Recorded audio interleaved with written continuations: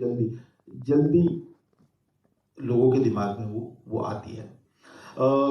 रामायण महाभारत ये भी हम उनको महाकाव्य बोलते हैं यार, तो वो काव्य है, एक पर्टिकुलर छंद में पूरी चीजें लिखी गई है। अनुष्टुप छंद में रामायण पूरा का पूरा वाल्मीकि ने लिखा हुआ है, अनुष्टुप छंद में ही गीता लिखी हुई है, अनुष्टुप छंद में ही उसी तरह से अगर हम आगे चले, मतलब हम वेदों की तरफ देखें तो वेदों में भी यही बात है। ठीक है, उससे भी आगे आते हैं हम, आते आते अगर हम कालिदास की तरफ आए, अगर हम बाकी के संस्कृत नाटकों की तरफ आए, तो आपको पता चलेगा कि उसमें भी पूरा का पूरा जो ये सारे के सारे काव्य है। उसके बाद अगर हम वेस्ट में जाए, अगर हम ग्रीक ट्रेजेडी को देखें तो ग्रीक ट्रेजेडी में बहुत सारा काव्य है। अगर हम शेक्सपियर की तरफ जाए तो पूरा एक मीटर है जिसमें शेक्सपियर लिखता है। तो wherever storytelling was happening, songs were not alien to that. Without songs, no story was told. You know, हमारे क्लासिकल फॉर्म्स की तरफ अगर हम देखें, भरतनाट्यम की तरफ देखें या कुडियट्टम की तरफ देखें, जो संस्कृत नाटक का सबसे क्लोजेस्ट फॉर्म है, everything is dance and drama and songs, and songs make an impact that's like उसका एक पूरा का पूरा हमको ये बात समझ में आती है, जैसे because pattern makes an impact, you know, that's how I understand it. जैसे अगर हम कहें कि फर्स्ट टाइम कोई चीज आदमी करता है तो वो एक्सीडेंट हो सकती है, सेकेंड टाइम कोई चीज करता है तो कोइंसिडेंस हो सकती है, थर्ड टाइम उसी चीज को जब वो करता है तो आर्ट हो जाती है। तो जिसका मैं एग्जांपल अगर आपको दूं तो उसका सिंपल एग्जांपल ये है कि अगर आप तबले की तिहाई देखें, तिरकट तिरकट था, तिरकट तिरकट था, तिरकट तिरकट था, अब ये 2 बार करेंगे तो कुछ नहीं होगा, 1 बार करेंगे तो कुछ नहीं होगा, तीसरी बार होगा तो आप कहेंगे कि हाँ यार ये is a master of doing the same thing again.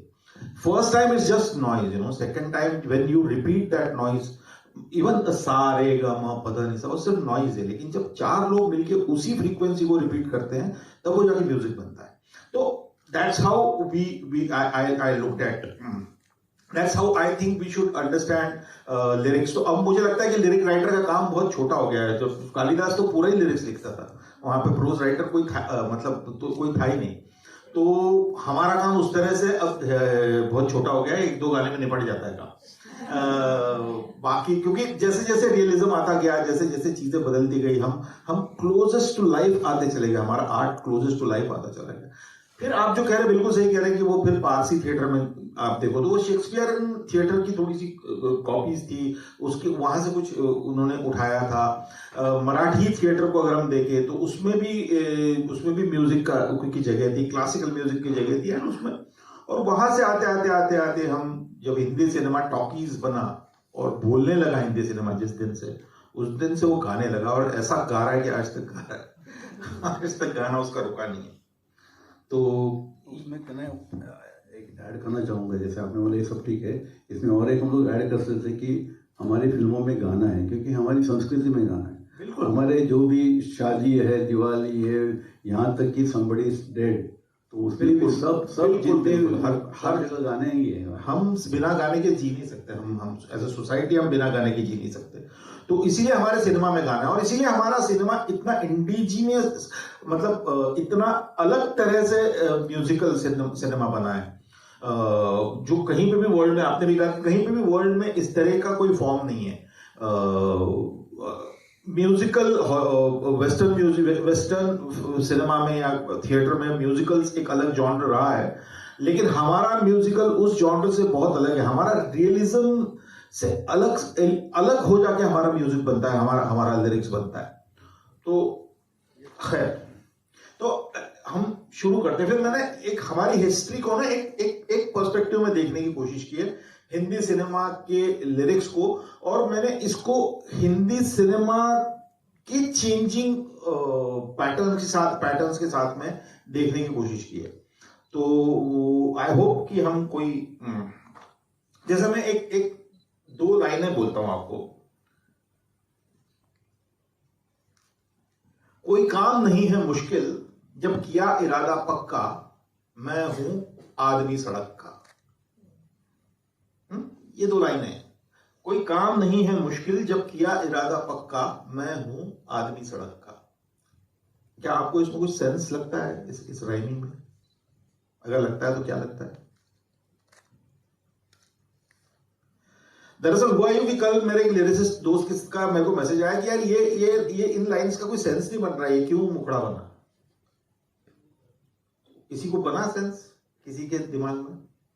सड़क का this आघात on the last No, that's a technical thing, but that's also the rhyme में थोड़ा गड़बड़ है उसके, लेकिन उसके अलावा फिल्म का टाइटल भी है, लेकिन फिल्म का टाइटल भी है आदमी सड़क का, कई गाना ही है। आदमी सड़क का जो है वो इतने इरादे का पक्का होता है, वो बिल्कुल ही आखिरी पादान से। करेक्ट। तो ये बहुत महत्वपूर्ण बात है कि आदमी सड़क का जो है वो इतना पक्के इरादे का होता है कि जब वो कुछ करता है तो वो आगे बढ़ता है। लेकिन हमारी पूरी इस जनरेशन को ये बात समझ में नहीं है कि आदमी सड़क का इतना क्यों स्ट्रांग होता है।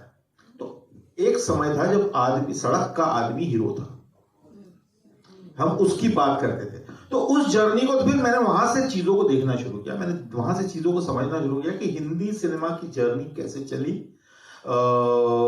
और कैसे कैसे जैसे जैसे पॉलिटिकल चेंजेस कंट्री में होते चले गए, जैसे जैसे चीजें बदलती चली गई, हिंदी सिनेमा कैसे कैसे बदलता चला गया और उसके अनुसार गाने कैसे बदलते चले गए।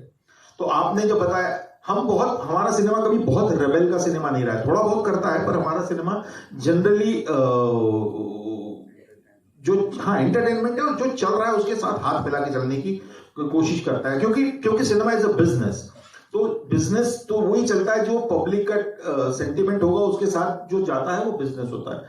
तो बिजनेस इसीलिए वो हमेशा थोड़े से पब्लिक सेंटिमेंट के साथ चलने वाला होता है। लेकिन अगर हम बिल्कुल बिगिनिंग, ये मैं सब लिख लिख के लाया हूं, तो मैं कभी ऐसा कंफ्यूज हो जाऊं तो प्लीज। हाँ, तो जैसे आपने बताया कि प्री इंडिपेंडेंस जब हम बात कर रहे थे सिनेमा के बारे में, तब तो बहुत सारी चीजें, इंद्र सभा हुई या आलम आरा हुई या इस तरह की चीजें हुई। पोस्ट इंडिपेंडेंस या इंडिपेंडेंस के समय से जो एक नेशनलिज्म का भाव आया, एक चीजें आई, जैसे कवि प्रदीप की बात मैं करना चालू करूंगा कि जिन्होंने कहा था कि दूर हटो ये दुनिया वालों, हिंदुस्तान हमारा है, आज हिमालय की चोटी से फिर हमने ललकारा है। या फिर उन्होंने गांधी के बारे में एक बहुत सुंदर गीत लिखा था, दे दी हमें आजादी बिना खड़ग बिना ढाल, साबरमती के संत तूने कर दिया कमाल, धरती पर लड़ी तूने अजब ढंग की लड़ाई, दागी न कहीं तोप न बंदूक चलाई, दुश्मन के किले पर भी न की तूने चढ़ाई, वारे फकीर तूने क्या कर दिया कमाल, साबरमती के संत तूने कर दिया कमाल। उसी तरह से तो ये इस तरह से हम अगर हिंदी सिनेमा की तरफ जाए और आपको धीरे धीरे समझ में आता है कि एक नेहरूवियन ड्रीम था, उस नेहरूवियन ड्रीम के साथ में चीजें हो रही थी, गाने लिखे जा रहे थे। शांताराम फिल्म बना रहे थे, उसमें जेल के रिफॉर्म्स की बात हो रही थी, कैदियों के रिफॉर्म्स की बात हो रही थी, और उस समय उसमें गीत लिखे जा रहे थे, मालिक तेरे बंदे हम ऐसे हो, हमारे करम नेकी पर चले बदी से टले, ताकि हंसते हुए निकले दम। बहुत ज्यादा मालिक एक थोड़ा सेक्युलर भाव था उसमें, मालिक डिफाइन नहीं किया था कौन है, ये नहीं कहा था कि कृष्ण तेरे बंदे हम या अल्लाह तेरे बंदे हम।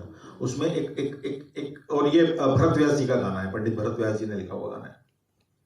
तो इस तरह से हम उस एरा में घुसने की कोशिश करते हैं और हम देखते हैं वही दुनिया में वही टाइम था जब हम रशियन रेवोल्यूशन से काफी समय आगे आके, तो पूरी दुनिया उस रेवोल्यूशन से प्रभावित हुई थी, वर्ल्ड वॉर खत्म हुआ था, दुनिया को बदलने का सपना देखा जा रहा था, ऐसा लग रहा था कि ये दुनिया हम बदल देंगे, हम ये दुनिया को कुछ करके बदल देंगे, और वो चीज हवा में थी। आज उस चीज पे सब लोग हंसते हैं, पर वो उस समय की सच्चाई थी।